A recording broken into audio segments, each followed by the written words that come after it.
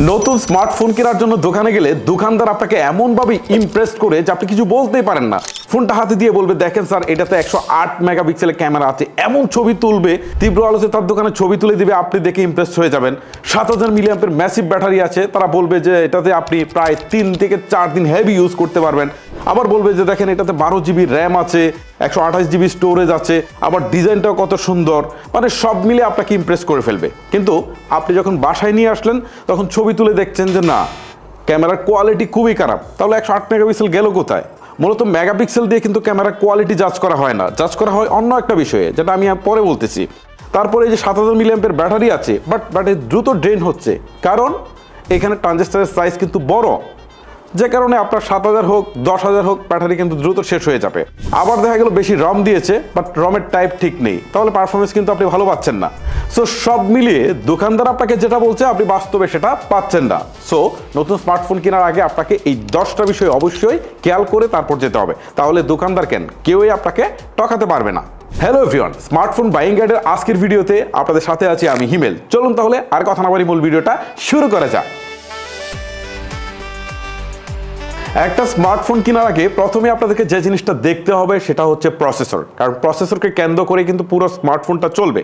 Processor যদি slow হয় আর camera যদি অনেক ভালো হয়, 108 মেগাপিক্সেল হোক, সোনি সেন্সর হোক, সব হওয়ার পরেও দেখবেন যে আপনার আউটপুট আসতেছে একদমই জিরো। আবার ব্যাটারি 7000 মিলিঅ্যাম্পের, বাট প্রসেসরের যদি সক্ষমতা না থাকে তাহলে ব্যাটারি ব্যাকআপও কিন্তু খুব দ্রুত শেষ হয়ে যাবে। আবার দেখা গেল যে ডিসপ্লের ক্ষেত্রেও কিন্তু একই ঘটনা ঘটবে। সো আপনাকে স্মার্টফোন কেনার ক্ষেত্রে সঠিক প্রসেসরটা নির্বাচন করা অনেক বেশি জরুরি। বাজারে কিন্তু স্মার্টফোনের জন্য বেশ কয়েক ধরনের প্রসেসর বা চিপসেট কিন্তু পাওয়া যায়। তার মধ্যে Snapdragon, MediaTek, Exynos, Apple, universal সহ আরও বেশ কয়েক ধরনের পাওয়া যায়, তার মধ্যে এগুলো পপুলার। এখন প্রশ্ন হচ্ছে, অ্যাপেলের চিপসেট আমার দৃষ্টিকোণ থেকে সবচেয়ে ভালো, এই যে কটা নিয়ে আলোচনা করলাম। সো আপনার কাছে যদি অনেক টাকা থাকে, মানে টাকায় যদি কোনো ইস্যু না হয়, তাহলে আপনি অ্যাপেলের চিপসেট বা আইফোনের দিকে আপনি যেতে পারেন। আর আপনি যদি মনে করেন যে না, বাজেটের মধ্যে বেস্টটা চুজ করতে হবে বা বেস্ট পারফরমেন্স লাগবে, তাহলে আমি বলবো যে আপনি স্ন্যাপড্রাগনের চিপসেটটা চুজ করেন, কারণ স্ন্যাপড্রাগনের চিপসেটটা একটু বেশি রিলায়েবল, এটাতে হিটিং ইস্যু কম এবং লং লাস্টিবিলিটিটা বেশি। তারপরে যদি আপনার মনে হয় যে না, আমার কম দামে একটু বেটার পারফরমেন্স দরকার, তাহলে আপনি মিডিয়াটেক চুজ করতে পারেন। যদিও এখন মিডিয়াটেকের প্রসেসরগুলো কিছুটা ভালো করছে, এইটাকে আপনি কম দামের মধ্যে চুজ করতে পারেন স্ন্যাপড্রাগনের পরে।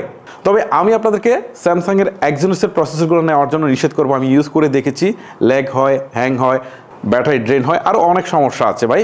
আপনারা পারলে এটাকে অ্যাভয়েড করেছেন। আর ইউনিভার্সাল যে চিপসেটগুলো আছে, এগুলো কম বাজেটের ফোনগুলোতে আসলে দেওয়া হয়। তবে আমি আপনাদেরকে বলবো, যদি আপনার বাজেট 15000 টাকার নিচে হয়, তাহলে ইউনিভার্সাল চুজ করতে পারেন। 15000 বা তার উপরে গেলে আপনারা কিন্তু স্ন্যাপড্রাগন বা মিডিয়াটেকের প্রসেসরই কিন্তু আপনারা পাবেন, চাইলে সেইগুলো চুজ করতে পারেন। আপনার প্রসেসরটা সিলেক্ট হয়ে যাওয়ার পর আপনি যে স্মার্টফোনটা কিনতে চাচ্ছেন, সেটা স্পেসিফিকেশনে গেলে দেখতে পারবেন যে আপনার চিপসেটের পাশেই ন্যানোমিটার দেওয়া রয়েছে, যে 6 ন্যানোমিটার, 4 ন্যানোমিটার বা 3 ন্যানোমিটার দেওয়া রয়েছে। এর মানে কি? মোট কথা হচ্ছে, এই ন্যানোমিটারটা যত কম হবে, ট্রানজিস্টরের সাইজটা তত ছোট হবে, ট্রানজিস্টরটা তত বেশি গতিশীল হবে, এইটার হিটিং ইস্যুটা ততটা কম আসবে এবং এইটার ব্যাটারি ক্যাপাসিটিটা কিন্তু সে বাড়িয়ে দিবে। পাশাপাশি ফোনের সাইজটাকেও সে কিন্তু কম্প্যাক্ট করে নিয়ে আসবে। সো আপনি চেষ্টা করবেন যত কম ন্যানোমিটারের চিপসেট নেওয়া যায়। এই ক্ষেত্রে এখনকার সময়ে এসে আমি বলবো যে মিনিমাম 6 ন্যানোমিটার আপনারা চুজ করেন, এইটা আপনাদের জন্য ভালো হবে। আর যদি 3 নিতে পারেন বা 4 নিতে পারেন, তাহলে তো সোনাই সোহাগা। চিপসেট কেনার ক্ষেত্রে আরেকটা জিনিস খেয়াল করবেন যে এই চিপসেটটা একদমই লেটেস্ট কিনা। লেটেস্ট না হলে কিন্তু অনেক প্রবলেম ফেস করবেন, বিশেষ করে আপনার গতিটা আপনি যে জিনিসটা চাচ্ছেন সেটা কিন্তু আপনি পাচ্ছেন না।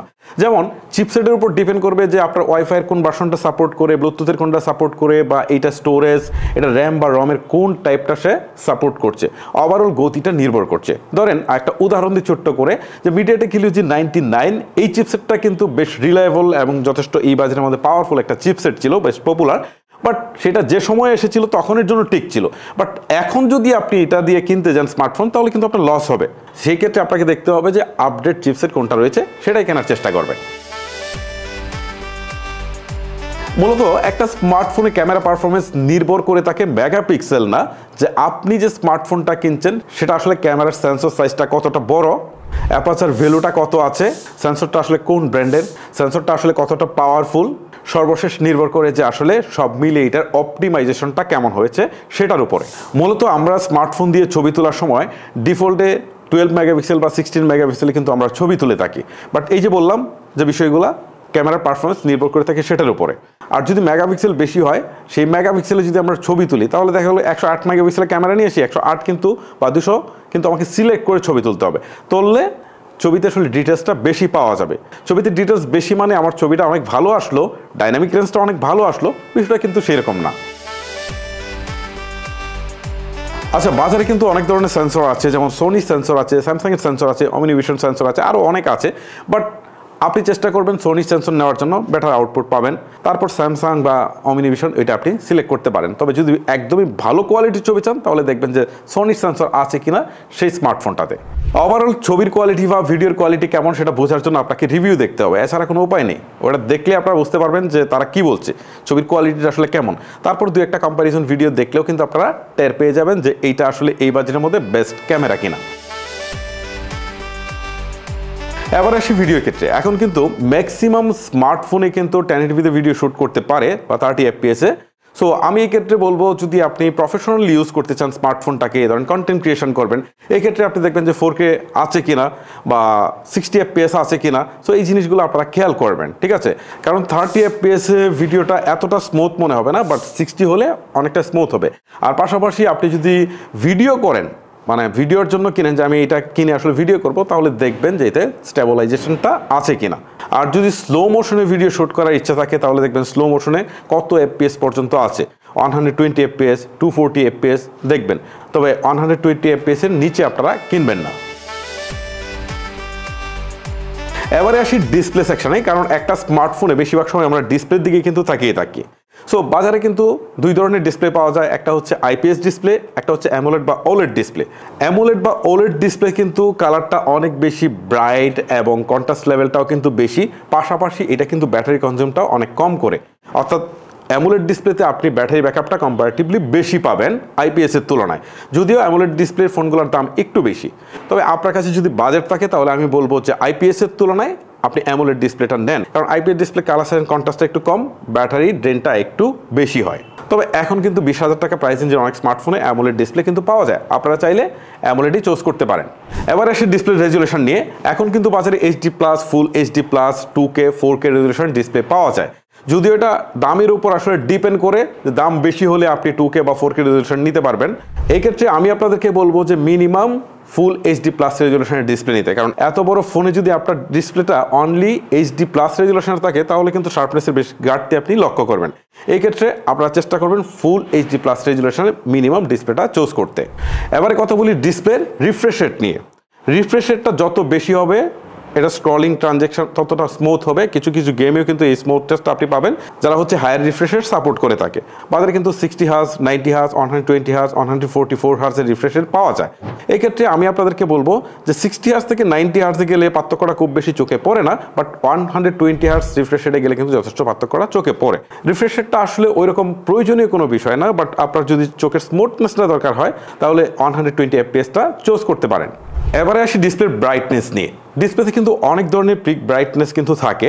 এই ক্ষেত্রে আপনারা খেয়াল করবেন যে মিনিমাম 1000 নিট পিক ব্রাইটনেস আছে কিনা, বা রিভিউ দেখবেন, দেখবেন যে এটা আউটডোর ভিজিবিলিটিটা কেমন। ঠিক আছে, আউটডোর ভিজিবিলিটি ভালো না হলে কিন্তু আপনি ডিরেক্ট সানলাইটে ফোনটাকে অপারেট করতে প্রবলেম ফেস করবেন। এখন যাদের 1000 নিটসের উপরে পিক ব্রাইটনেস আছে সেগুলো কিন্তু সূর্যের প্রখর আলোতে বা ডিরেক্ট সানলাইটে অপারেট করা যায়। জাস্ট এই জিনিসটা মাথায় রাখবেন। আচ্ছা, ডিসপ্লেতে আরেকটা জিনিস খেয়াল রাখবেন যে HDR এর সাপোর্ট আছে কিনা, যদিও এগুলো একটু বাজেট বেশি হলে পাওয়া যায়। HDR থাকলে আপনার অনেক ধরনের সুবিধা আছে, যেমন কন্ট্রাস্টটা বাড়ে, কালার স্যাচুরেশনটা একটু বাড়ে, ডার্ক যে দৃশ্যগুলো সেগুলো পরিষ্কার দেখা যায়। তারপর আপনারা যে জিনিসটা খেয়াল করবেন ডিসপ্লের প্রোটেকশন আছে কিনা। সো আপনার ডিসপ্লেতে যদি কোনো ধরনের প্রোটেকশন না থাকে তাহলে হাত থেকে পড়ে টরে গেলে বা স্ক্র্যাচ ট্যাচ সহজে পড়ে যেতে পারে। সো দেখবেন যে ফোনটা কিনতে যাচ্ছেন সেটার কোনো ধরনের প্রোটেকশন আছে কিনা।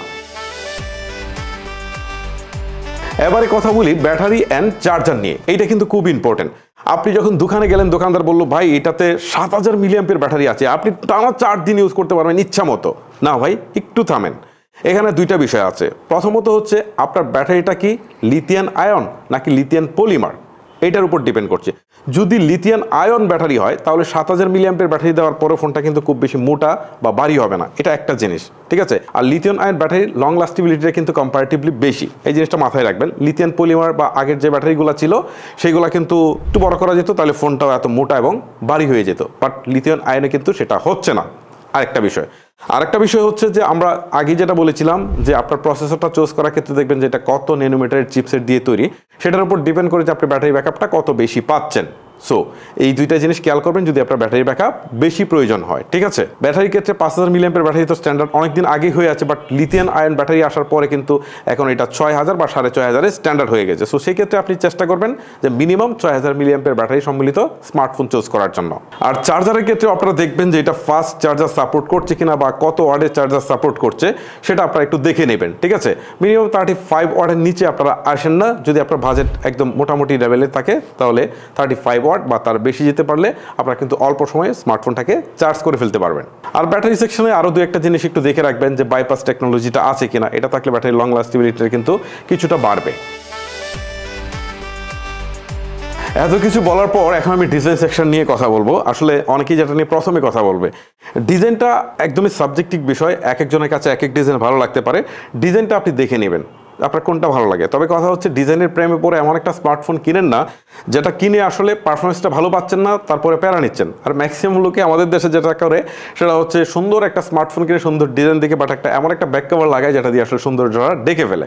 সো এই ক্ষেত্রে যদি এরকম কোনো টেন্ডেন্সি থাকে তাহলে আপনি ডিজাইনের চেয়ে বেশি প্রায়োরিটি দেন যে আপনার প্রসেসরটা কেমন, আপনার ক্যামেরার পারফরমেন্সটা কেমন বা ব্যাটারি ব্যাকআপটা কেমন, এই বিষয়গুলোর প্রতি আপনি প্রায়োরিটি দেন বা ডিসপ্লেটার প্রতি আপনি প্রায়োরিটি দেন। এবার একটু র্যাম বা রম নিয়ে কথা বলি। আপনার স্মার্টফোনে র্যাম বা ইন্টারনাল স্টোরেজ বা রম যেটা আছে সেটা যদি বেশি হয় তাহলে কিন্তু আপনার পারফরমেন্সটা ভালো পাবেন। তবে এখানে একটা কথা আছে, সেটা হচ্ছে র্যামের যে টাইপ আছে বা রমের যে টাইপ আছে সেটা যদি লেটেস্ট না হয় তাহলে কিন্তু বেটার পারফরমেন্স আপনি পাবেন না আপনার। আর যাই হোক, ধরেন আপনার স্টোরেজ টাইপ হচ্ছে eMMC 5.1, সো সেই ক্ষেত্রে আপনার যাই হোক আপনি কিন্তু পারফরমেন্সটা বেটার পাবেন না। আপনার র্যামের টাইপও ধরেন অনেক ওল্ড ভার্সনের, সেই ক্ষেত্রেও কিন্তু আপনি বেটার পারফরমেন্স পাবেন না। সো আপনাকে দেখতে হবে যে এই মুহূর্তে লেটেস্ট র্যামের ভার্সন কোনটা রয়েছে, সেটা রয়েছে কিনা বা সেটার কাছাকাছি রয়েছে কিনা, ঠিক আছে।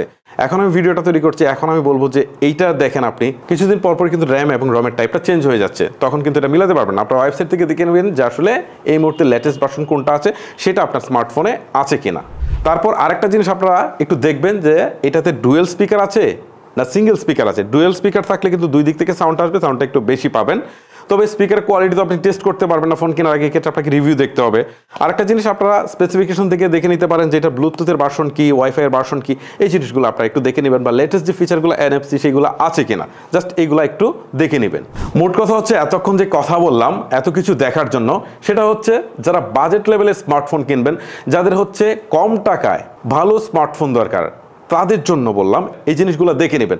আর যাদের হচ্ছে বাজেট নিয়ে কোনো সমস্যা নেই, মানে আমার একটা ভালো স্মার্টফোন দরকার, তাহলে কিন্তু ভাই আপনাকে এই যে দেখেন iPhone 17 Pro Max অথবা Samsung Galaxy S25 Ultra এই টাইপের স্মার্টফোনগুলোকে আপনাকে যেতে হবে। এইগুলাতে তারা যে কাজটা করে স্মার্টফোন ব্র্যান্ডগুলো তাদের সর্বোচ্চ টেকনোলজিটা, ক্যামেরা বলেন, পারফরমেন্স বলেন, সব জায়গায় কিন্তু তারা ইমপ্লিমেন্টেশন করে দিয়ে দেয়। আপনি বেটার আউটপুটটা কিন্তু আপনারা পেয়ে যান এই ধরনের স্মার্টফোন থেকে। এখন কথা হচ্ছে যদি আপনার ব্র্যান্ড ভ্যালুর কথা হিসাব করেন তাহলে বেশি টাকা দিয়ে আপনি আইফোন নিতে পারেন বা স্যামসাং নিতে পারেন। আর এখন যদি আপনি চিন্তা করেন যে আমার ছবি তুলবো স্মার্টফোন দিয়ে, ক্যামেরার জন্য বেস্ট কোয়ালিটির দরকার, তাহলে কিন্তু ভিভোর X সিরিজের যে স্মার্টফোনগুলো আছে সেইগুলোকে আপনি চুজ করতে পারেন। যেমন এই মুহূর্তে ভিভো X300 Pro চলছে, এটার ক্যামেরা কোয়ালিটি অর্থাৎ স্টিল ইমেজের জন্য বেটার, কিন্তু এটা iPhone 17 Pro Max থেকেও কিন্তু বেটার। আবার যদি আপনি চিন্তা করেন যে না আমি স্মার্টফোন দিয়ে ভিডিও ধারণ করব, স্লো মোশন বা এই টাইপের কাজগুলো করব, তাহলে কিন্তু এইটা better, iPhone 17 Pro Max better, এটা ক্যামেরা বা ভিডিওর কোয়ালিটি আর কি, এইটা কিন্তু বেটার। ভিভোর X300 Pro যেটা সেটা কিন্তু ক্যামেরা কোয়ালিটি বা ভিডিও ক্যাপচারে কিন্তু বেটার না, এই জিনিসটা মাথায় রাখবেন। ওকে, সো এই হচ্ছে মূলত ফ্যাক্ট। এখন আপনারা আসলে ডিসাইড করবেন যে আসলে কোনটা কিনবেন। সো আপনার কাছে যদি টাকা কম থাকে তাহলে যে বিষয়গুলো বললাম এগুলো দেখে কিনবেন, আর যদি টাকা বেশি থাকে তাহলে এই যে বললাম স্যামসাংয়ের S সিরিজ অথবা আইফোনের লেটেস্ট সিরিজ অথবা ভিভোর X সিরিজের কোনো একটা ফোন আপনারা চুজ করতে পারেন। গাইস, ভিডিওটা লেন্দি করছি না, এখানে শেষ করছি। আজকের মতো আমি হিমেল বিদায় নিচ্ছি, দেখা হচ্ছে নতুন কোনো ভিডিওতে। আল্লাহ হাফেজ।